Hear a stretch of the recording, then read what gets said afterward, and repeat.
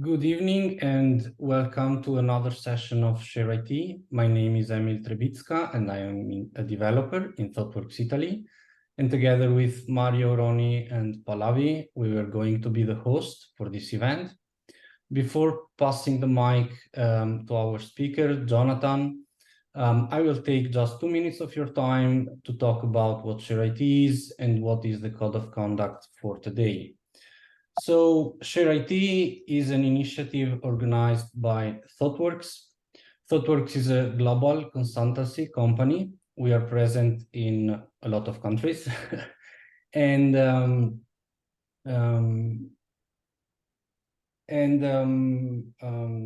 the world. In Italy, our offices are in Milan. But we are working remotely. We are distributed across all of the country.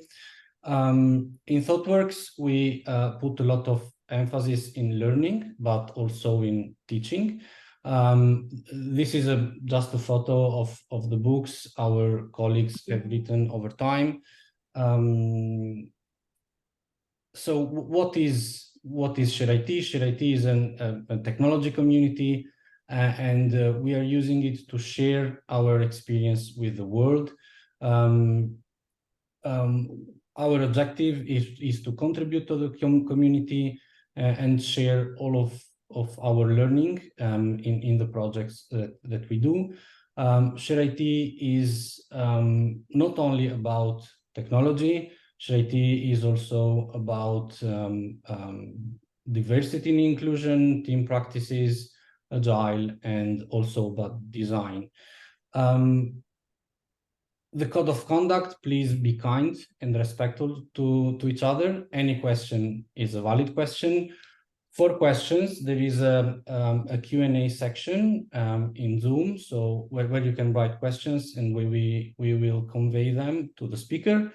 Be aware that all the people here are here to learn and we have different level of experience. So be kind and let's enjoy this event. Without further ado, I will pass the mic to Jonathan, who has a very interesting topic for today. Thank you very much, Emil. Let's see if I can share. Yes. Okay, please confirm that you can see my screen and you can hear me. Yes. Okay, so first of all, thank you very much to all of you that are joining me here today to talk a little bit about security. And also thanks a lot to ShareIT, the organization that is hosting this talk, and the people that are making it possible. Let me introduce myself because probably none of you already know me. I'm Jonathan. I'm based in Madrid. I'm currently playing the BISO role for Europe at Thoughtworks. Maybe some of you are not familiar with the BISO role yet. The BISO role is a senior cybersecurity leadership position intended to cover the gap between security and business needs. It's helped to connect security and the business goals. The BISO usually works closely with the CISO and helps make sure that the security plans are put into action in detail. Approximately 1 of every 3 large organizations includes a BISO within their leadership, but the presence of BISOs in middle-sized companies are not so common yet, but an increasing number of organizations are becoming aware of the need to fill the gap to address this skill gap between the business and security. I have a background as a developer. I have been developing software at different roles for 14 years. But after joining Thoughtworks 4 years ago, I had the opportunity to deep dive into security, and this is something that I really, really love. And I'm also passionate about physical security, incident management, do-it-yourself projects, and a lot of other topics. But professionally speaking, physical security, incident management, and understanding the business the best as I can. Today, together, we will go through a fictional story of the CEO of a product company. It doesn't need to be the CEO, can be the owner of a company. You can imagine that person the way you prefer, but I want you to identify with that person as much as possible. So maybe it's someone from the C-level, maybe it's the owner. Choose your character. I will call that person Andrea during the rest of the talk for us to feel that it's a real person with feelings, with that can feel the pressure.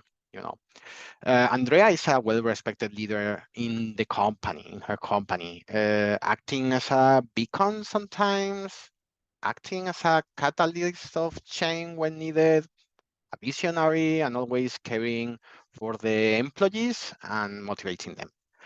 Almost everybody in the company loves Andrea. Maybe with the exception of Frank. Frank, for the billing department, he really hates Andrea, but it's a completely different story, and we don't like gossiping. Andrea has been caring for the company for years, since the very beginning, and it's perfectly aware of how dangerous it's the world out there.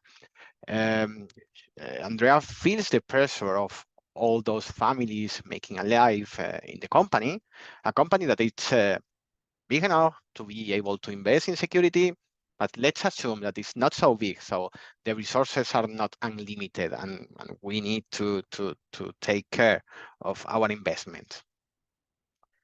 In a completely real scenario, Andrea will be surrounded by people that can guide in a crisis scenario. You cannot rule a company without being aware of those risks.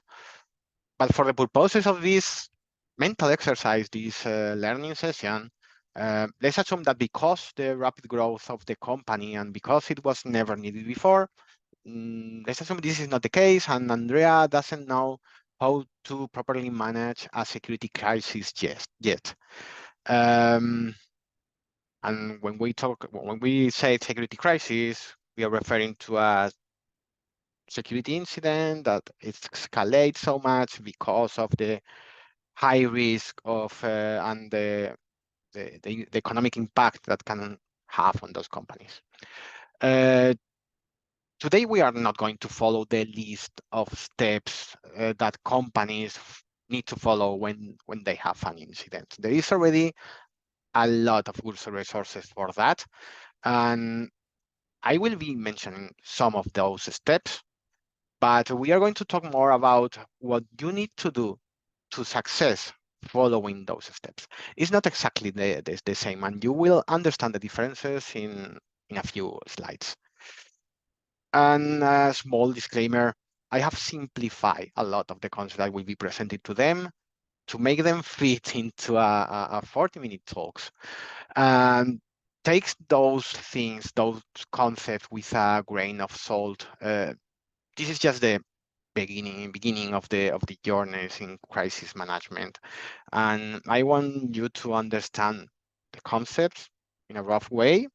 And I'm not caring of being really, really picky with definitions or with terms or that kind of things, So now that you have chose your character and you have a mental picture of our hero, of Andrea, let's continue. Andrea and a couple of people working with Andrea playing security roles within the company are really satisfied with all the controls in place to avoid the company suffering a security incident. And the good practice that every single department and development team are following. Of course, this is an ideal scenario. It's not always like that in the companies. But in this case, Andrea and the company already put in place several controls to avoid incidents. those controls, for example, can be mandatory security training for everyone, yearly training for everyone regarding security, because many incidents comes from human errors. Security user stories to create high quality software. Threat modeling to better understand where are the risks in our systems. Secure code analysis, dependency analysis, secret scan to avoid plain text passwords or tokens or API keys to end in the to be patched to repository. This company already have server-side DOS prevention, because we don't want to lose profit because the DOS attack in the middle of Christmas season. They are hardening their servers. They already have SAST tools, static analysis security tools, dynamic analysis security tools, policies as code, security policies in place, passwords, access management, acceptable use of devices for PITSIC.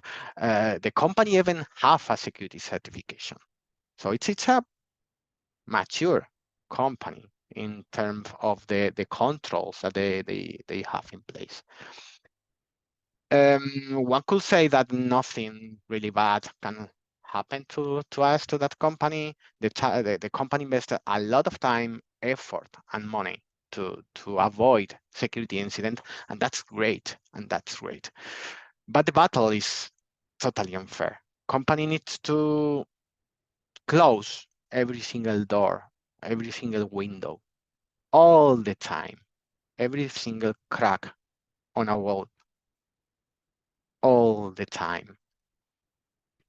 50 and gangs on the other side, gangs of hackers only need a small crack on the wall and small crack on the system, really tiny vulnerability to get into the system. 55 of the data breaches caused by that are suffered in organizations are caused by organized gangs. This is not Hollywood. The main threat is not a teenager typing in the dark while eating pizza. At least not always. If you open a service to internet, it's a matter of time. This server it's going to be scanned by someone looking for well-known or unknown vulnerabilities in an automatic way. It's not like there is someone looking for something to hack anymore. That's normally, not always, but normally this is not the case. One more thing, looking at the controls that the company have in place, maybe you are assuming that we are talking about a software company. And maybe you are also thinking that most of the companies in the world are not software companies. Well, my point is that if you have a product and you have a presence in internet and you're managing and storing that data from your clients, from your employees, from your suppliers, well, depending on the angle you look at it, you are a software company. So again, the battle is totally unfair. And one day, something bad happens to Andrea's company. One day, our hero, Andrea, picked the phone, and a smart and well-trusted employee called Andrea directly. She picked the phone, Andrea picked the phone, and the employee informed that several systems are not working properly, that some sensible data within the organizations is not accessible at the moment, that other data is corrupted, that some of the main servers are down while the minutes and the hours goes by. We see that there are servers that are not available anymore. And soon, but not soon enough, it becomes clear that the company is being hacked. Sensible data has been stolen. The CFO, or someone in a similar position from finance receive a mail asking for a ransom in Bitcoins, and hackers make public a subset of the stolen data to demonstrate that they are serious. And because of that, because of this problem being public, there is a lot of comment in social media. Final customers are complaining in the platform previously known as Twitter.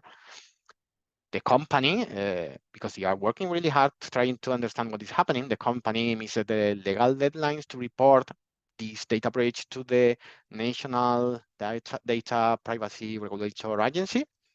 In the 3 different countries the company is currently operating. Worst case scenario here. Our scenario is a crisis scenario. It's a security event that escalates and at the highest level in the company. It was not managed properly.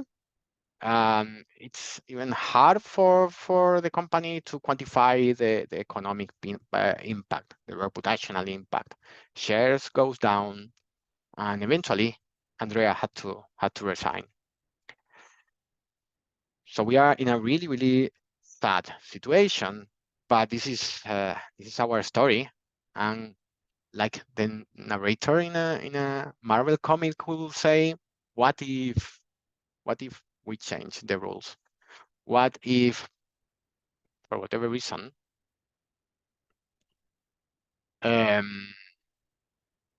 what if after the disaster, Andrea discovered in the garage of their long time ago dead grandpa a beautiful time machine? And with this time machine, Andrea can go back in time, for example, 6 months, only 6 months. 6 months should be enough to trace a plan, a proper plan. So now, if you are like me, if you have my kind of brain, now you are thinking that the perfect solution for this issue is to buy a sport almanac, like in Back to the Future 2, and earn a lot of money gambling or investing in shares and just buy a new company or retire yourself to a remote island and enjoy the living.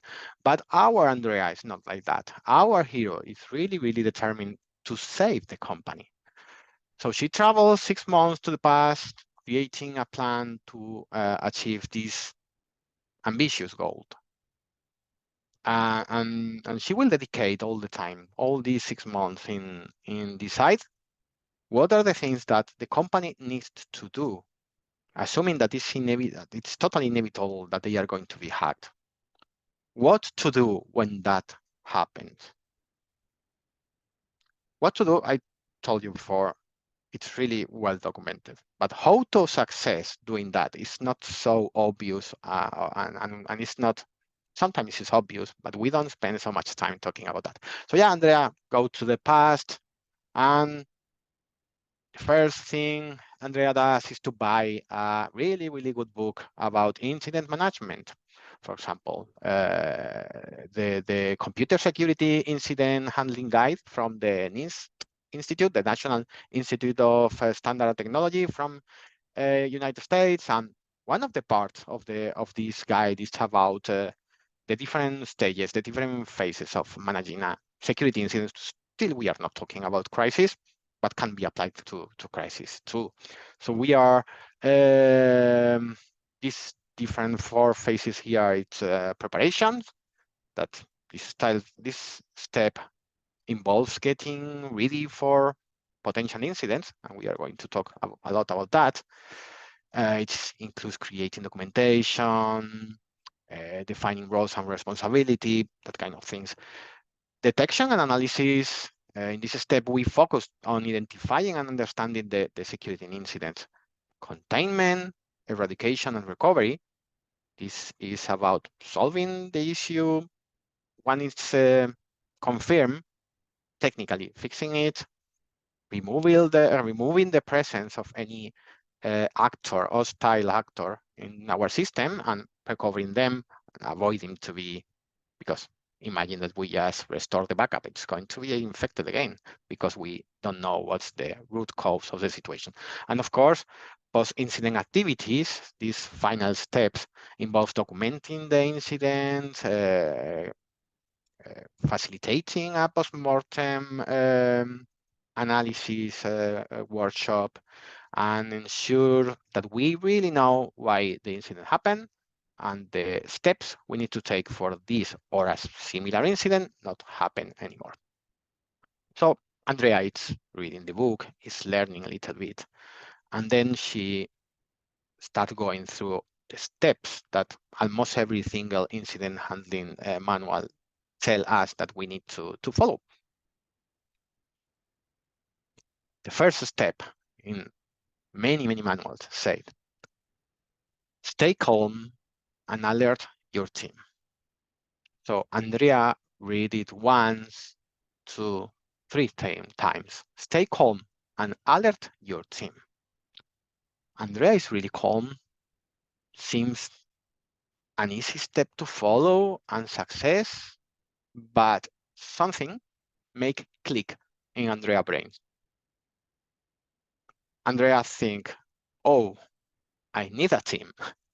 It's not about only stay calm and call the people. I need a proper team.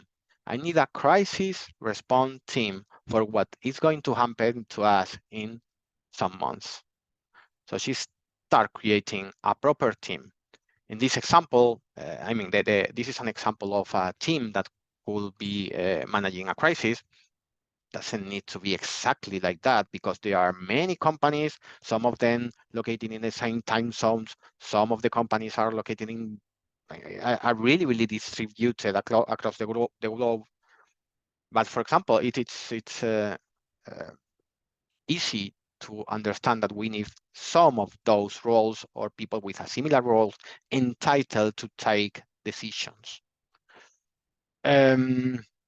The size of the head of security, for example, it's supposed to have a great understanding of the security posture of the company and the risks that are already accepted and the ones that are mitigated. And it's, at the end of the day, it's the person accountable for the security of the company. Having someone from data privacy on the table will come on handy to avoid liability and being fined because we missed the deadlines to report to the regulator and to understand how's the process of reporting a data breach to a regulator. It's something that we don't do every day. So we need someone that knows crystal clear how to do that. We will need someone technical, can be a head of tech, can be a CTO, someone technical to be the point of contact with the people dealing with the systems. Someone from legal to contact the authorities and oversee the preservation of evidences. We will talk about that later.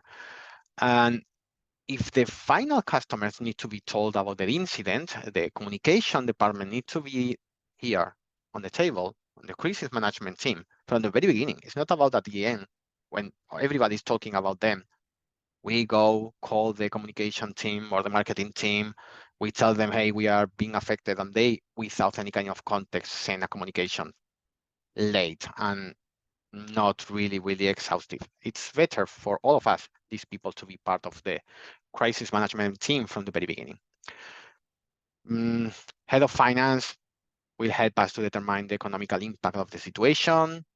Maybe someone from risk and compliance team could help us to understand if we are in an uncomfortable situations because we are not being a comfortable situation because we are not being compliant with specific regulations, specific laws, or not following a practice that is mandated by a certification that the company is already maintaining, the 27K certification, for example, or the DSAC certification, or the Civilian Essential Plus. Many companies are already maintaining this certification, and they are supposed to follow the practice of that certification. So we have a team. We don't really have a team. We have a group of people around the same table. Would you expect that these people under pressure and being in this situation for the very first time in their lives to be able to communicate, coordinate themselves, collaborate, take the right decisions, and manage the situation. Spoiler alert, it's not going to happen. Even being really senior people, they are not a team yet. They are senior people around a table. The team needs to have need to be more coordinated. The team will need tools like having on-call information for other teams within the organization, including escalation information. The teams need to be able to contact the relevant people at any time. The team needs to have a safe communication channel, and all the relevant information needs to be discussed on that channel. We don't want people taking decisions by pairs. Everything needs to be discussed around the table in a war room or in a Zoom meeting. And all the relevant decisions needs to be documented. It's important we do that in that way because no one should be missing any piece of information or context. So how can we achieve these people to become and behave like a real team in this stressful situation? Let's talk about tabletop exercise. A security tabletop exercise is a structured and simulated scenario that organizations use to assess and enhance their preparedness for security incidents and emergencies. It's an exercise. It's simulated. It's not real, but it's a really, really awesome tool to make those people to be exposed to a crisis scenario. The primary goals of a security tabletop exercise may include assessing response plans. We are going to talk about response plan later. Training and awareness, make these people to be exposed and learn, because the first time they do a tabletop exercise, they will fail. The second time, probably they will fail again, but after some time, they will master the situation. They will learn how to behave under pressure. And when the real event comes, it will not be the first time anymore. It will not be the first time that they send information to each other, and they will learn how to collaborate under these situations. Testing the communication here, it's really, really important. Tabletop exercise helps participants practice communication, protocols, and coordination among different teams and departments, because they will be collaborating within them to take the decisions. But during the simulation, they will have to call to other teams inside the organization, and they will learn who to call when something happens, who inside the organizations has the know-how and the responsibility and the accountability to fix specific things during a crisis. This kind of a scenario also helps to identifying gaps. The exercise can reveal gaps in resources, skills, knowledge that need to be addressed to improve overall incident readiness. And yes, it's like a Dungeons and Dragons for executive. Some people enjoy that exercise a lot, other people hate it, but it's really, really necessary. And how can I implement that kind of exercise inside my company? Two good options. The first one is to find a specialized vendor that provides you this simulation exercise. And these vendors can help you to organize the simulation in a really realistic way. They will be facilitating the session or the workshop. Of course, those people that are senior people with high responsibility inside the company needs to have the time for doing that and needs to prioritize those exercises and understand that it's really valuable that they invest time on that. The second option, some governments already provide scenarios and resources for those simulations. For example, the American Cyber Defense Agency has a really good pack in their website you can start with for free, at least for the first couple of exercises. Just for you to try this within your company. And after that, you can decide if you want to continue with these scenarios or you want to find a vendor, but at least you will know what you want the vendor to do for you. When we share the slides, the URL of this resource will be there for you to find it. With this kind of tools, your crisis response team, hopefully, will behave like a real team. So now in this situation, we have Andrea with a good team that will be preparing for when in some months the company is going to be hacked.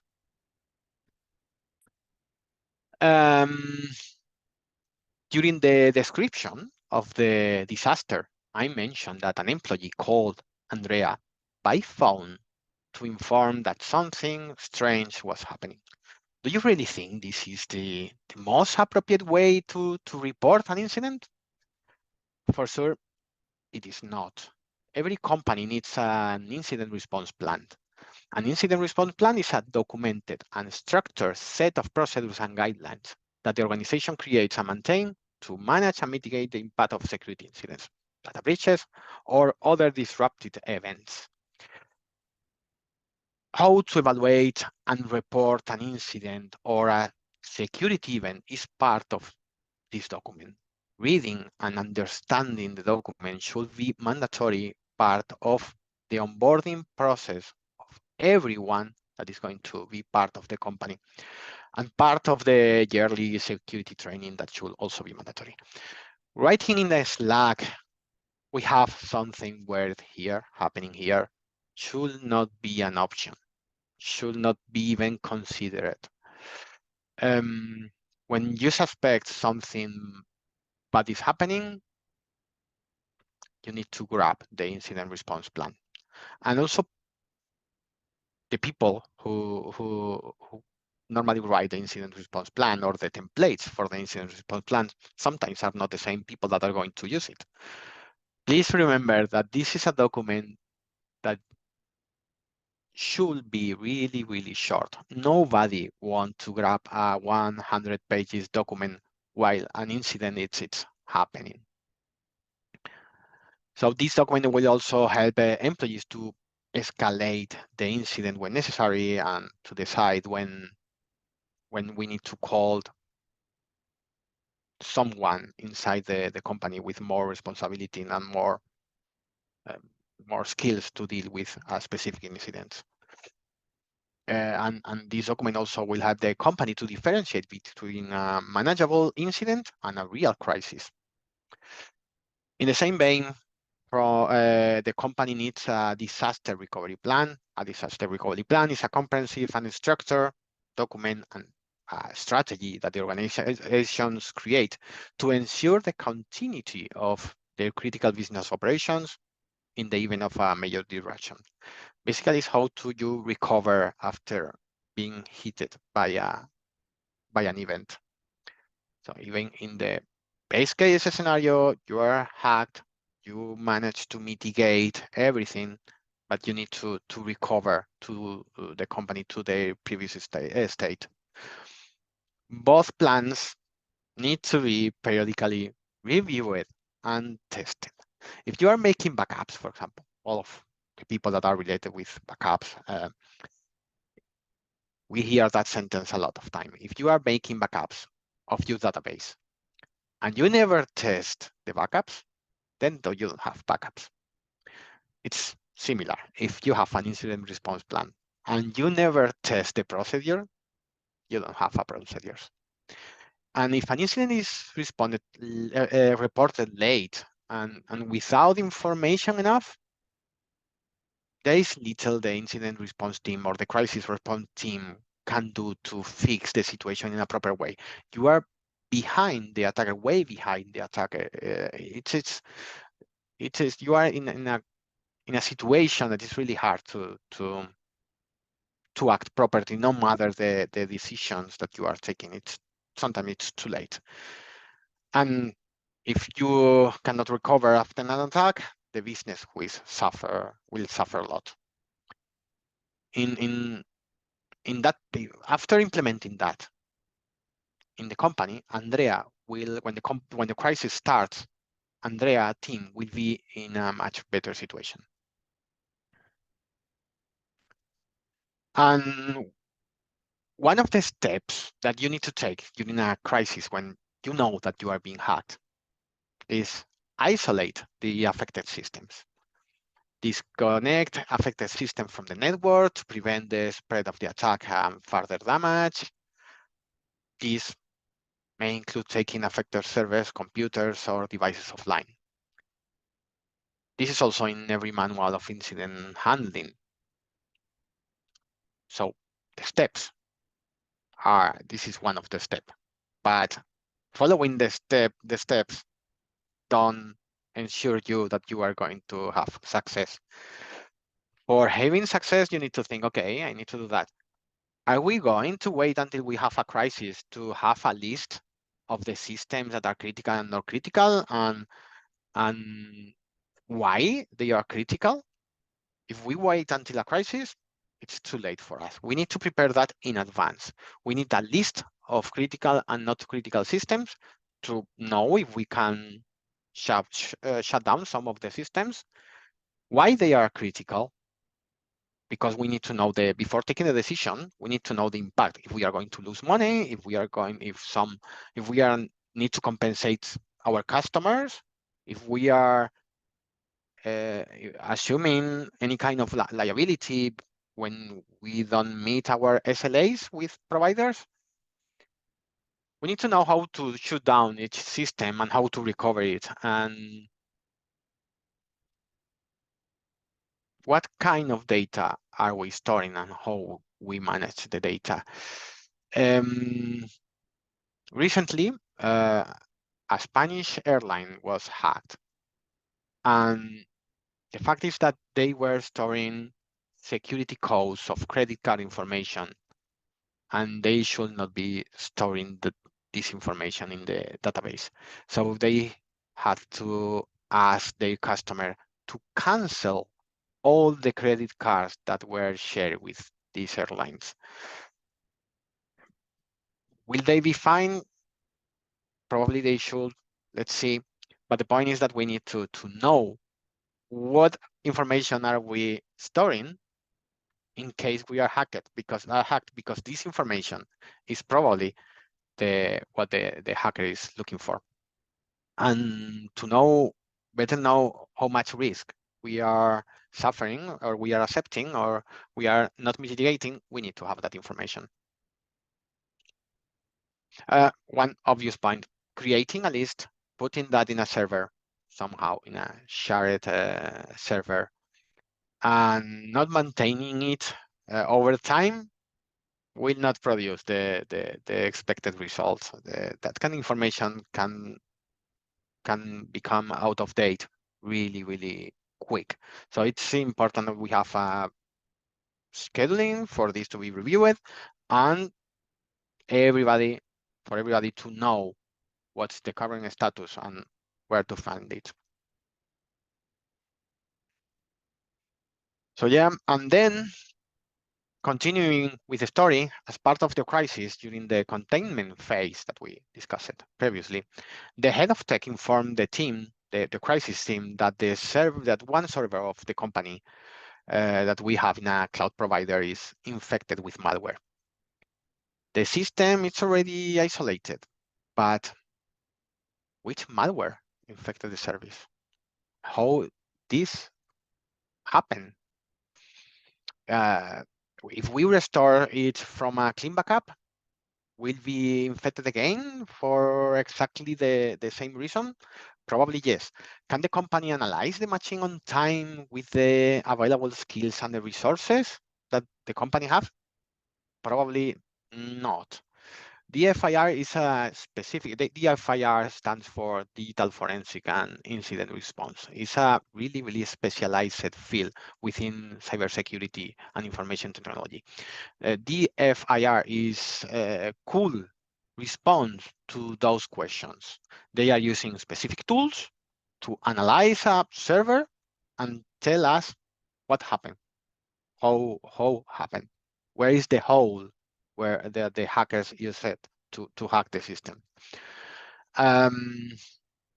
But having this kind of knowledge in-house, yes, but if we face this situation, it's a huge investment and it's not a good option for most companies. But there is a good option for you. You can hire the DFIR retainer. You can pay a certain amount of money to a specialized company for them to be there waiting really for do what you need to be done a certain amount of hours per year with a really acceptable SLA, and it's not expensive at all. So you have a service that have been infected, like in the situation that Andrea company is facing. If they choose wisely, the retainer, they just need to make a call and the retainer will be working on that really quick. Couple of hours, 24 hours, it will depend of the retainer and the amount of money that you pay. For obvious reasons, I will not be recommending you any special DFIR, any specific DFIR retainer, but believe me, having that service in your for your company, it's a good option and a good investment. And after you get the results from this company, you better know how to fix the problem, but also you have an idea of if other systems around can have the same problem and could be infected too and just remain silent, but they are already infected by some specific malware that you were not being to detected previously. And let's continue with the Andreas challenge with our hero. Given that we involve the head of finance in our crisis response team, and if Andrea trusts that person and already tell that person, hey, I know 100% sure, I'm 100% sure we will have a security crisis in 2 months because we already did a lot of things in 2 months. And this person has been training with the rest of the team with for the tabletop exercises. I would expect that the head of finance will come with the idea of getting an insurance. Seems obvious. If you know that your house is going to burn in flames in a couple of months, it seems smart to get an insurance today. So the head of finance will start negotiating with an insurance company as soon as possible and involve the legal department to review the clauses of the contract. And during a crisis, both legal and finance can grab the contract and see what's the coverage for the specific situation that is happening. Normally, when negotiating an insurance, the more security controls in place to prevent an incident, the cheaper will be the insurance. And we know that Andrea's company already implemented a lot of preventive controls that we presented to you some slides ago at the very beginning.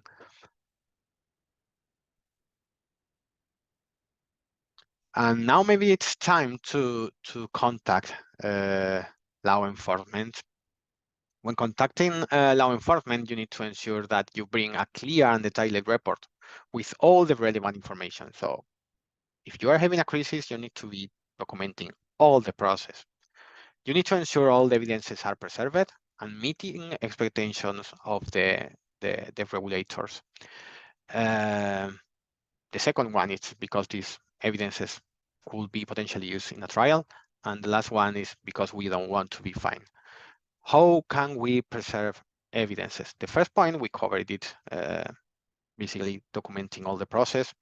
The second one, how can we preserve the evidences?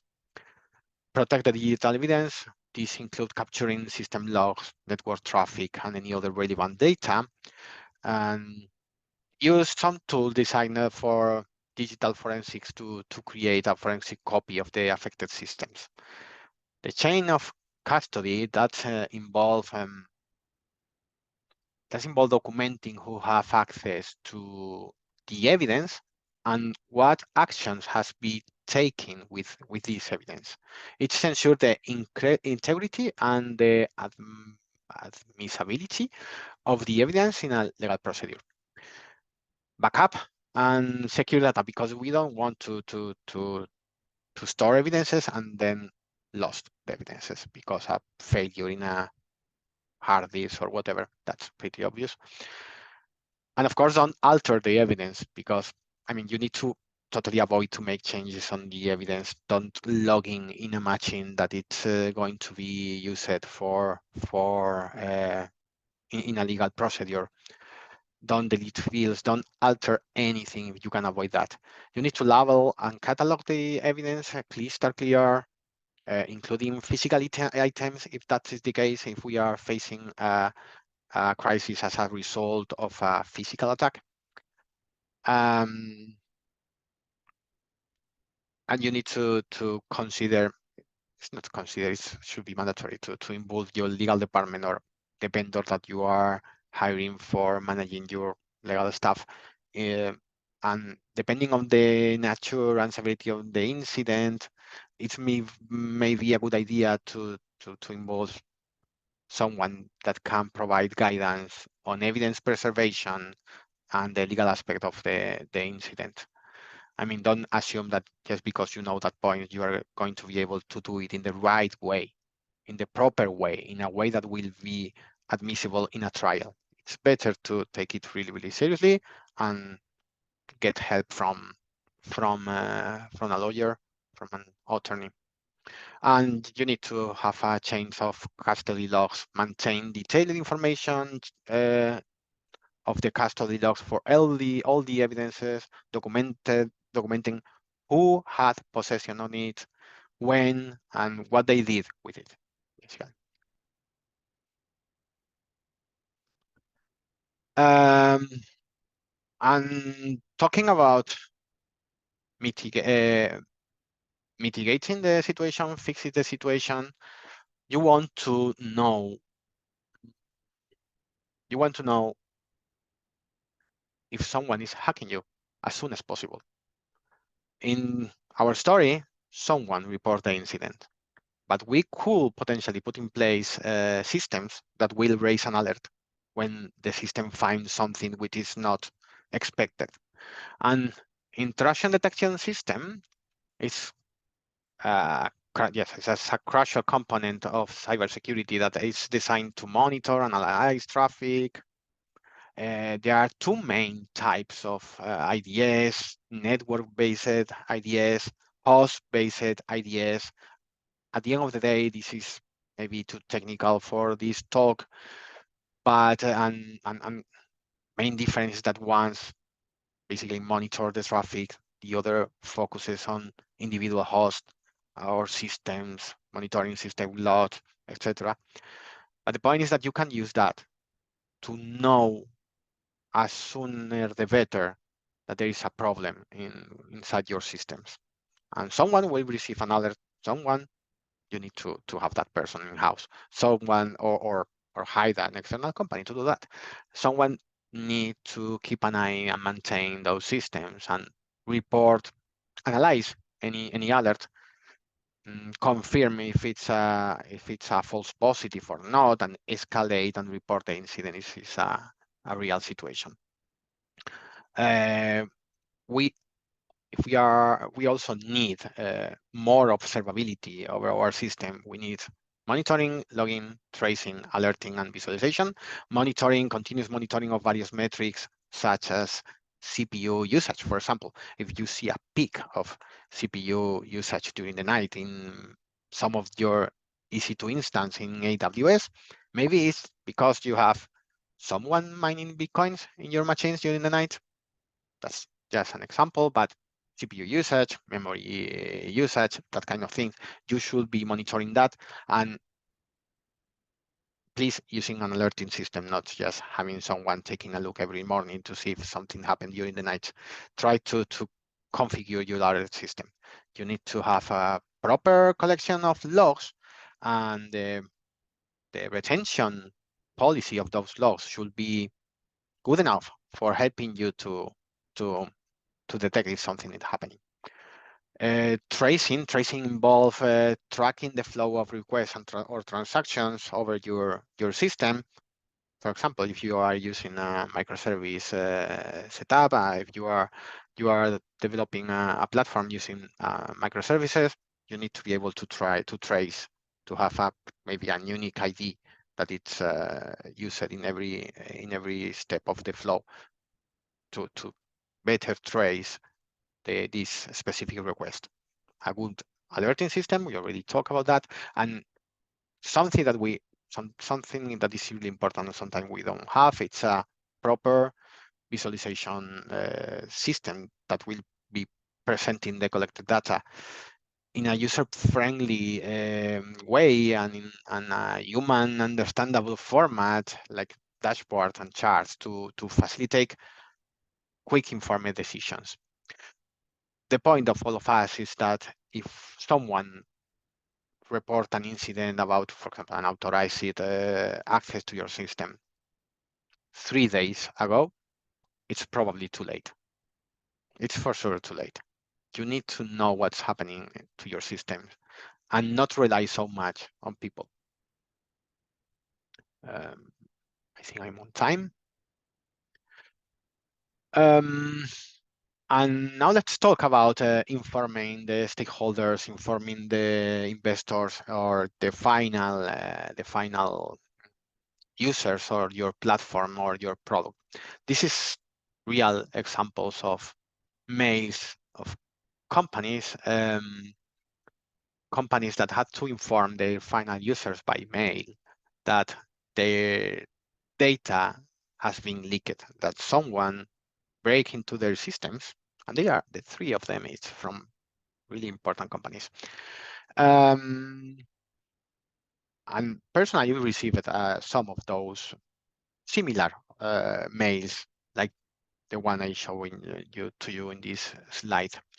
We take really seriously the security of our clients. We are working with authorities.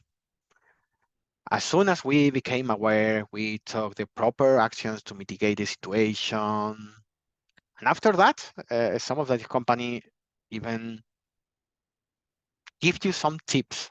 I mean, we are the one who messes this up and now your data is compromised, but we are still consider ourselves good enough to give you advices about security. Probably most of these comms were written as templates way before those companies were hacked. It's supposed to be like that. This is not a bad thing.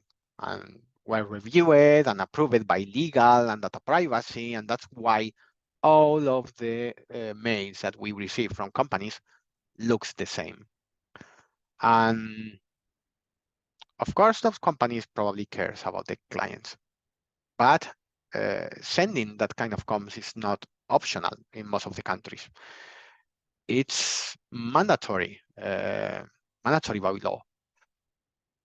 My point here is that if you involve marketing and communication experts from the very beginning in your crisis management team, they will have time enough to write a proper communication, of course, using a template and using a wording style that will not imply any kind of legal liability. But they will be able to put a little bit more love in those communications, not just a copy-paste template. They will have time to do it properly, to do their job properly, to better inform the final customer or the investors, is that the case, and retain as much as possible the trust of those people, the recipients of those emails. Because at the end of the day, they are experts in doing that. We just need to give them the means for that. And sending that kind of mails 2 days later, when the social media is burning with comments from people, from angry people speculating about the incident, this is what definitively you don't want to.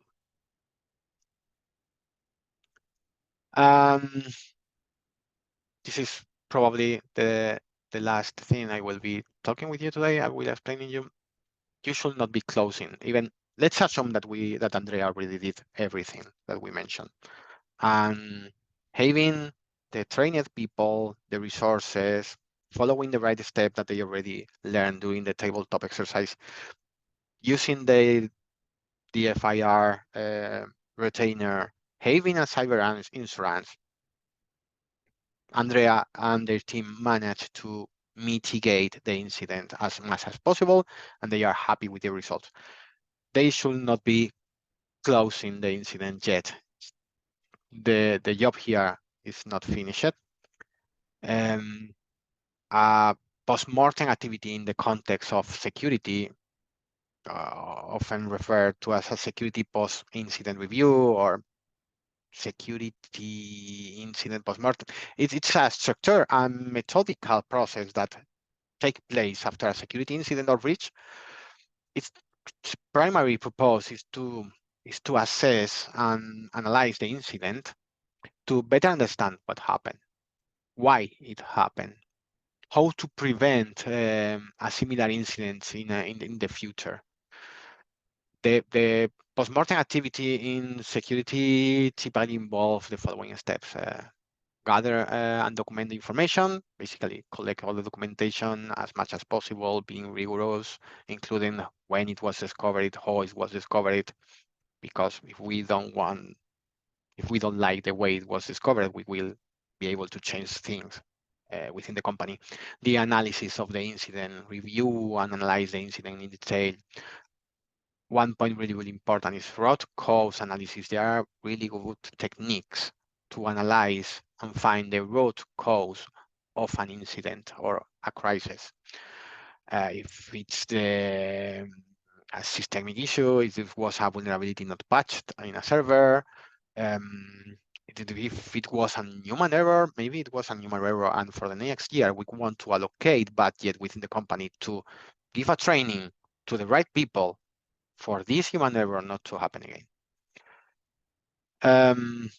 During postmortem, we will try to quantificate what's the impact, how much money we spend in mitigating the incident, and how much money we lose because the incident, also in terms of damage, physical damage, in terms of reputational damage for the company. We need to have lesson learned. Lesson learned is basically lesson learned and action points are correlated. We want to know what we learn and what we need to change inside the company for this not to happen again. What are the action points? Is the recommendation and corrective actions. The documentation here is not the same than gather and document information. This documentation refers to the procedure that we followed. What's the procedure and what can we change in the crisis management system to do it better next time? So it's a feedback to improve our management of crisis. It's not the documentation about the incident. This is a different thing. Communication is to let know everyone inside the company, relevant person inside the company, the conclusions of this point. Then, of course, we need to implement the changes. It's not just about writing what we want to change. Someone needs to conduct these changes and do follow-ups and verify that the changes are being applied. And of course, continuous improvement. The post-mortem activity is not a one-time event. It should be part of continuous improvement process in an organization security posture. Andrea wants to ensure this is not going to happen again, because I mean, traveling to the past, it's fun sometimes, but losing your company is never fun. So she would prefer this not to happen again. This is all I have for you today. If you like this presentation and you want to see more like it, please subscribe. I'm joking, but it's really important for me that you know feedback is a gift. If you want to give me constructive feedback, you can contact me by any means here and send me your opinion about this talk. tell me how can I improve it. And if the feedback is not constructive, I will try to deal with it. Just send it and I will see. Thank you very much. Thanks a lot. Thank you, Jonathan. It was a really interesting topic. I mean, really, really interesting. I have a question for you. Go ahead. Let's say that I am an employee in Andrea's company. So what are the things that I'm really worried about what's happening? Like really worried. Like I'm a developer. I don't know really what's happening, but I heard that my company is being hacked. Are there some things that I can do, that I should do, and that I that I for sure don't need to do and shouldn't do in this situation? I'm an advocate for transparency almost always, but during a crisis, only the people who need to know should know. If you cannot do anything during a crisis to help, you should not know that we are having a crisis, because all the resources need to be focused on fixing the crisis. We cannot at this point dedicate resources to talk with people and tell them everything is going to be all right. Before the incident, we should be working with the people to know what to do if they are part of a crisis or an incident. After the crisis, I think we should be totally transparent with our employees, because this will make the company stronger. But during the crisis, best scenario is you will not know that we are having a crisis, Andrea is having a crisis. I don't know if this solved your question. Yes, thank you. Okay, there are no other questions. I would like to thank everyone who joined us today. Again, it was really interesting from Jonathan. If you have feedback, please send it to Jonathan or to us.